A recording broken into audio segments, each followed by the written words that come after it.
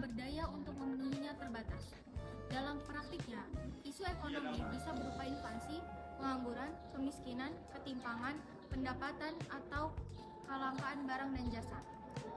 Kalau dalam bahasa yang bisa lebih sederhana, isu ekonomi adalah masalah yang mempengaruhi cara masyarakat memproduksi, mendistribusikan, dan menggunakan sumber daya untuk memenuhi kebutuhan hidup sehari-hari.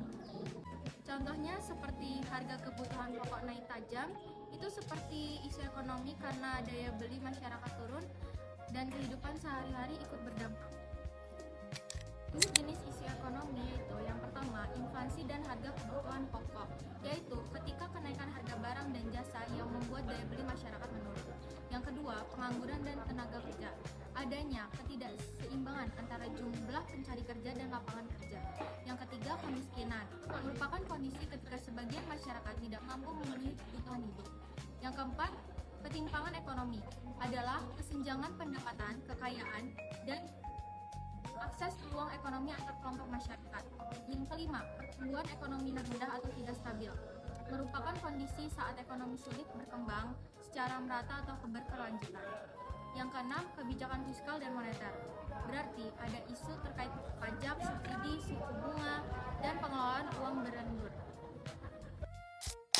Dan yang terakhir adalah perdagangan dan globalisasi, adanya masalah impor-ekspor, naik turunnya persaingan global, dan dampak terhadap ekonomi nasional. Jadi, jika disederhanakan, isu ekonomi biasanya dikelompokkan berdasarkan isu yang berkaitan dengan harga, pekerjaan, kesejahteraan, pertumbuhan, kebijakan pemerintah, dan hubungan ekonomi internasional. 1. Teori ekonomi isu. Teori ekonomi isu menjelaskan bahwa masalah ekonomi muncul karena keterbatasan sumber daya atau scarcity, sementara kebutuhan manusia tidak terbatas. Hal ini menurut adanya pilihan terkait apa, bagaimana, dan untuk siapa produksi dilakukan.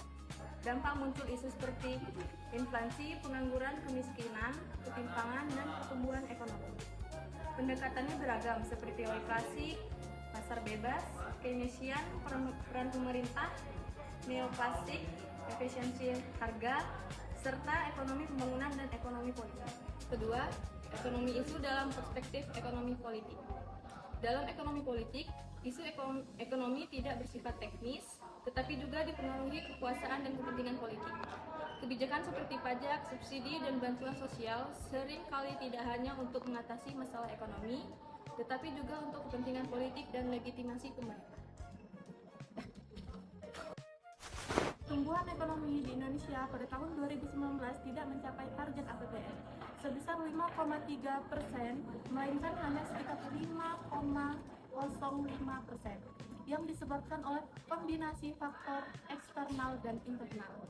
Dari sisi eksternal, perlambatan ekonomi global, perang dagang antara Amerika Serikat dan Tiongkok, serta ketegangan geopolitik dan gejolak keuangan dunia menjadi penyebab utama melemahnya perdagangan dan aktivitas manufaktur.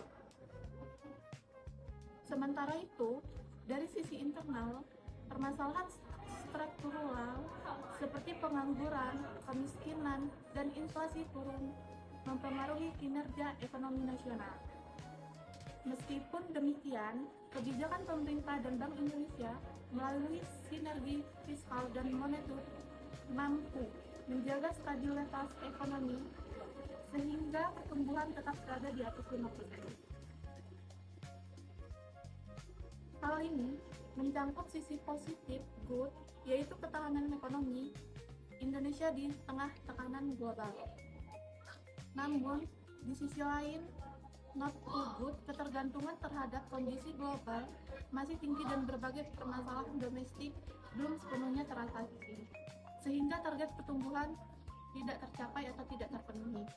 Jadi dampaknya pertumbuhan ekonomi menjadi lebih rendah dari target, disertai tantangan seperti ketidakpastian pasar, tekanan nilai tukar, serta belum optimalnya pertumbuhan kredit dan aktivitas ekonomi.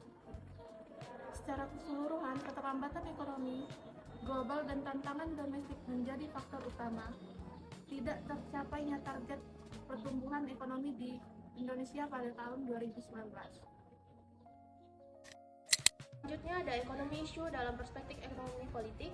Isu ekonomi tidak hanya teknis, tetapi dipengaruhi kekuasaan dan kepentingan politik. Kebijakan seperti pajak, subsidi, dan bantuan sosial sering digunakan untuk tujuan ekonomi sekaligus legitimasi pemerintah.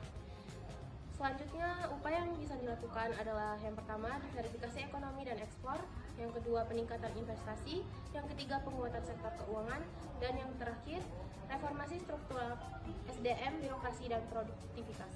Selanjutnya, kesimpulan, pertumbuhan ekonomi Indonesia 2019 yang tidak mencapai target disebabkan faktor eksternal, yaitu perlambatan global, perang dagang, dan internal masalah struktural.